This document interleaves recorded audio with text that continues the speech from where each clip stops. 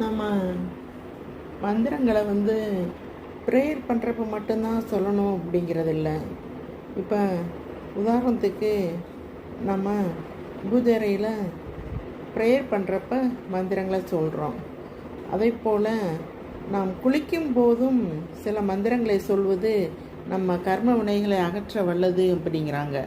அதாவது நாம் குளிக்கிறப்ப ஓம் நமோ நாராயணாய என்ற விஷ்ணு மந்திரத்தையோ அல்லது ஓம் நம சிவாய என்ற சிவ மந்திரத்தையோ ஒரு 3 முறை குளிக்கும் போதே சொல்வது மிகவும் நல்ல பயனை அளிக்கும், நம்முடைய கர்ம வினைகள் நீங்குவதற்கு உதவி செய்யும் என்று முன்னோர்கள் கூறியுள்ளார்கள்.